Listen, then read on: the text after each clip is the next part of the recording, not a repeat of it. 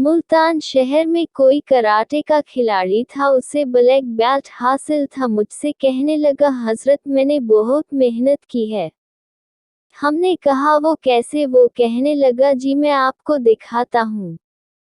इतना कहकर वो जमीन पर लेट गया। फिर उसने 100 किलोग्राम के आदमी को अपने ऊपर कूदने को कहा। फिर उसके पेट पर 100 किलोग्राम के बंदे ने 10 बार छलांगे लगाए और वो आदमी आराम से नीचे लेटा रहा और उसके ऊपर वो भारी भरकम बंदा उछल उछल कर छलांग लगा रहा था। फिर वो मुझसे कहने लगा कि हजरत मैं ये भी कर सकता हूँ और ऐसा भी कर सकता हूँ और वैसा भी कर सकता हूँ। कुछ अरसे के बाद दोबारा मेरी उससे मुलाकात हुई। मैंने पूछा, भाई क्या हाल है आपके? वो कहने लगा, हजरत मेरा क्लब पूरे शहर में कराटे में सबसे बड़ा है और मैंने कॉलेज की लड़कियों को कराटे सिखाने के लिए एक ब्रांच खोली हुई थी।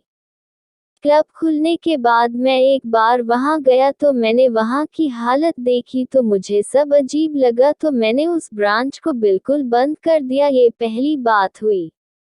दूसरी बात ये कि मैंने अपने बच्चों को समझाया कि भाई हम एक दूसरे पर अटैक करते हैं और जबान से एक बेमानी सा लफ्ज निकालते हैं, तो इसके बजाय हम अल्लाह का लफ्ज क्यों न निकालें।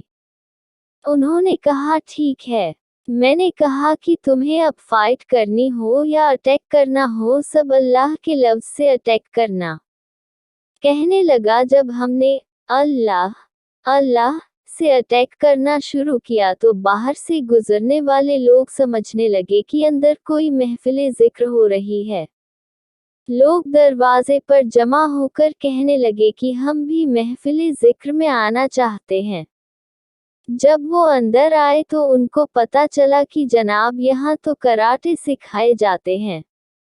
बीवी तो बहुत परेशान थी कि लड़कियों की क्लास बंद हो गई, अब आमदनी कम हो जाएगी। लेकिन जब नेक लोगों ने देखा कि यह नेक आदमी है, हमारे बच्चे भी इससे सीख सकते हैं, तो उन्होंने अपने बच्चे भी भेजने शुरू कर दिए।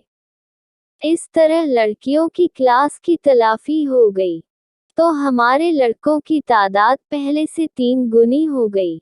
अल्लाह तौला ने रिज़्क़ में भी इजाफा कर दिया। अब देखिए कि दिल में मोहब्बत इलाही आई तो फिर एक दूसरे के साथ खेलकूद में भी अल्लाह याद आएगा। यह मोहब्बत चीज़ ही ऐसी है।